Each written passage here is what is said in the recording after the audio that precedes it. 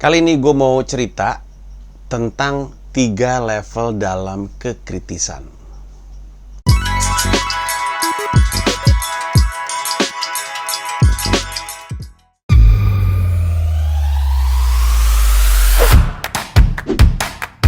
Sekali Ibu Berak ngajak partisipasi ya. Gua pernah. Siapa yang Ini Widodo. Gua isep kakak lu goblok.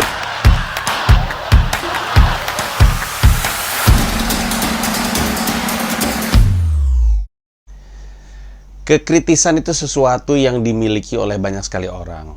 Kritis dalam arti kata punya kemampuan untuk melihat sesuatu, menganalisa apa yang dia lihat, kemudian punya penilaian, opini terhadap pandangannya tersebut.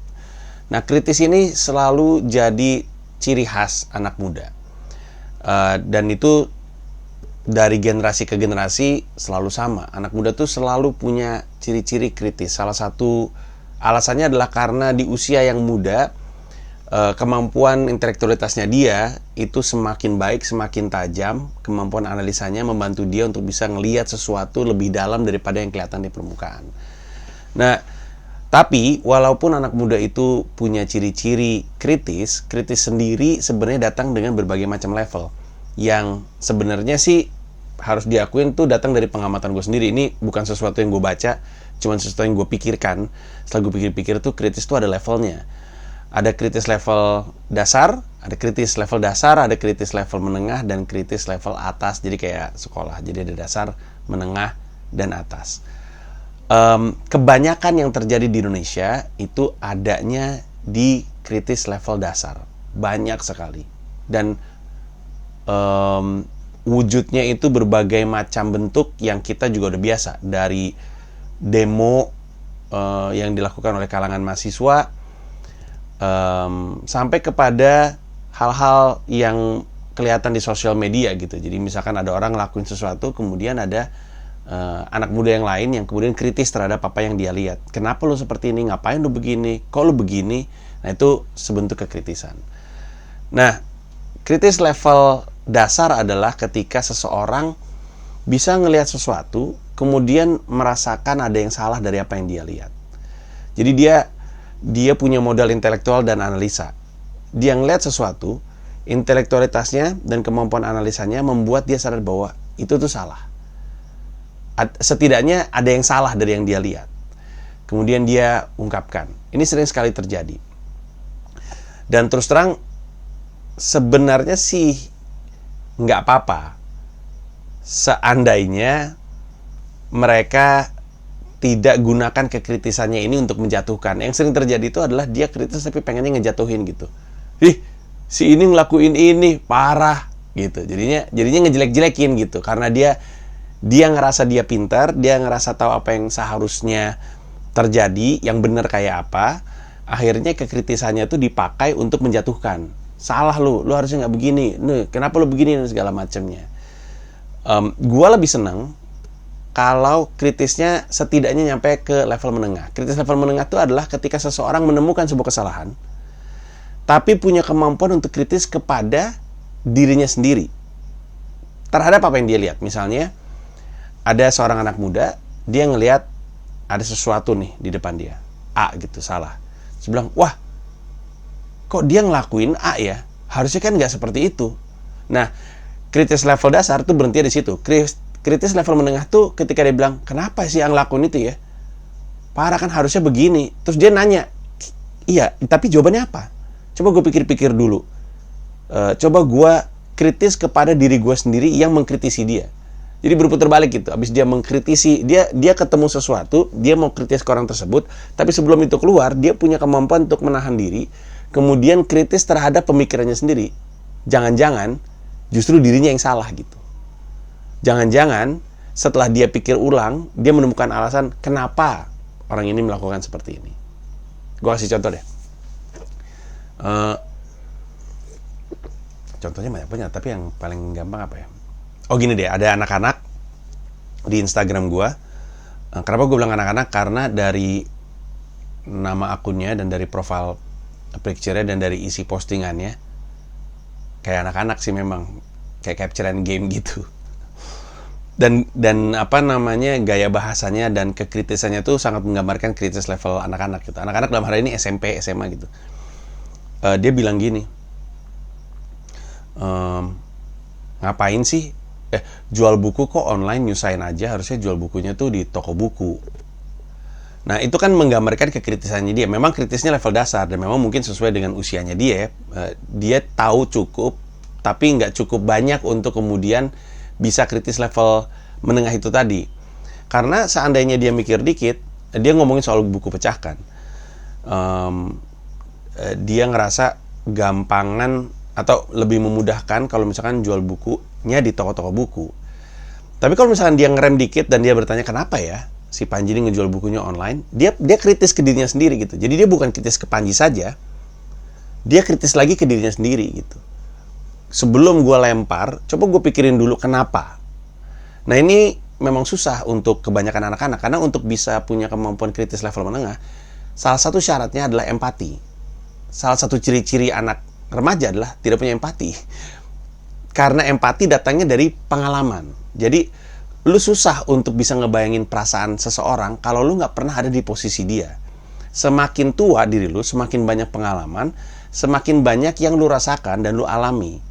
Jadi ketika lu dewasa atau lebih dewasa atau lebih luas pengalamannya, lu tumbuh empatinya karena lu tahu rasanya jadi di posisi itu. Karena lu pernah, hidup lu tuh udah cukup panjang untuk bisa punya pengalaman tersebut. Makanya salah satu ciri-ciri orang mendewasa adalah tumbuhnya rasa empati. Karena dia udah cukup panjang pengalaman hidupnya untuk tahu perasaan tersebut. Nah, anak-anak remaja kan nggak cukup panjang pengalamannya, sehingga nggak punya kemampuan untuk empati. Nah, ketiadaan kemampuan empati membuat dia tidak mampu untuk berhenti dan berpikir ulang dulu gitu. Seandainya dia ngerem dikit gitu ya, terus dia bilang, kenapa ya si Panji, kok dia jual bukunya di online? Harusnya kan di toko buku kalau mau gampang. Kalau misalnya dia ngerem dikit, dia kritis kenapa ya? Dia mencoba memposisikan dirinya di posisi gua. Nah, itu tuh kan salah satu ciri-ciri orang empati gitu. Ngerti rasanya memposisikan dirinya di istilahnya di sepatunya orang gitu. Maka dia mungkin akan sadar bahwa zaman sekarang emang lebih mudah justru kalau misalkan belinya bisa online, karena untuk banyak orang di banyak dunia, dia kan cuma mikirin dirinya ya. Mungkin untuk dia sendiri lebih gampang untuk online. Lagi-lagi ciri-ciri anak-anak. Anak-anak kan self-absorbent gitu. Pokoknya dirinya. Lagi-lagi karena tidak punya kemampuan untuk empati kepada orang lain. Dia pikir buat dia sendiri lebih gampang untuk ke toko buku. Tapi kalau misalkan dia punya kemampuan untuk empati, kemudian dia ngelihat sekitarnya, analisa lebih dalam lagi, dia sadar bahwa rata-rata se-Indonesia ya masih agak susah untuk keluar ke toko buku gitu. Untuk bisa keluar ke mall bersinggungan dengan orang tuh banyak yang masih takut gitu, banyak yang masih khawatir. Sehingga lebih mudah sebenarnya untuk beli online. Apalagi ini mungkin dia nggak tahu ya, tapi kalau dia nge-Google sebenarnya beritanya banyak.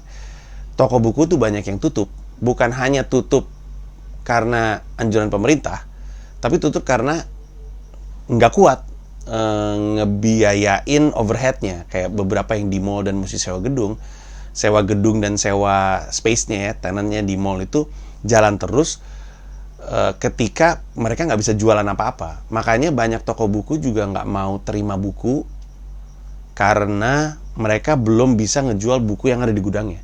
Jadi istilahnya, aduh gue nggak mau terima dulu deh, gue nambah-nambah yang di sini aja nggak gerak gitu, gue mau nambah-nambah gitu kasarnya. Dan memang terbukti di antara semua buku gue udah 10 kan nulis buku kan. Si Pecahkan tuh buku ke-10 gue. Buku Pecahkan itu dalam satu hari ngejual 1000. Gue gak pernah tuh ngejual sebanyak itu dalam satu hari.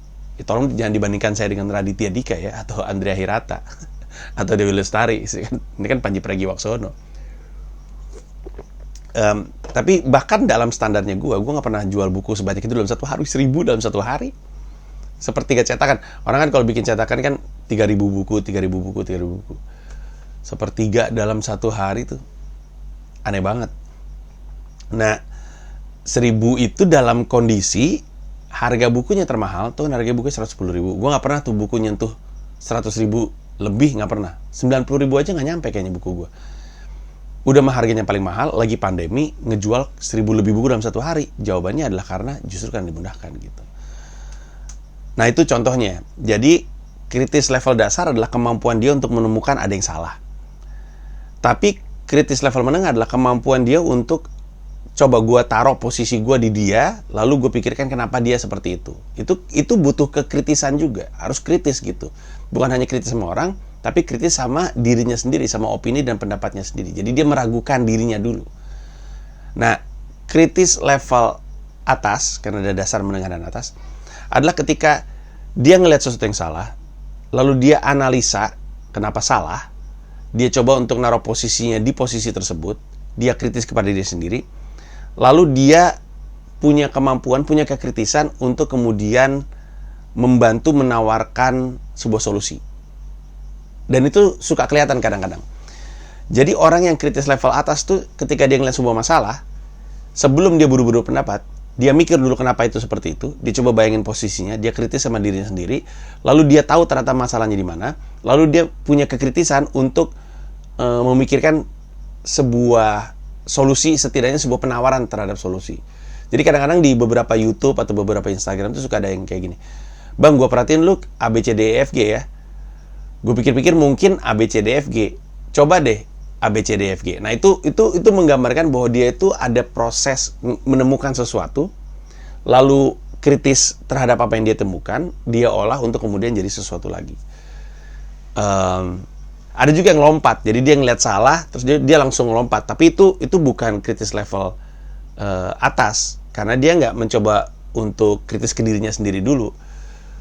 Dia nggak mempertanyakan pertanyaan dia kepada orang, gitu kurang lebihnya. Karena rata-rata ketika orang ngeliat sesuatu yang salah, kemudian dia punya empati dan kemampuan untuk ngebaca apa rasanya kalau gue ada di dia, biasanya nggak ada lanjutannya. Dia, oh kayaknya sih maksudnya seperti, ya udahlah kalau gitu, ya udah gue mau maklumi gitu. Dan kalau misalkan dia udah kayak gitu, terus dia udah mencoba untuk melihat kesalahannya, mencoba untuk menganalisa lagi, kritis kepada dirinya sendiri, dan ternyata setelah dipikir-pikir emang masih salah, dia punya kemampuan untuk kritis dalam konteks mikirin analisanya dia terhadap masalah yang dia lihat, kemudian ngasih solusi gitu kurang lebihnya. Nah, itu sebenarnya yang dibutuhkan.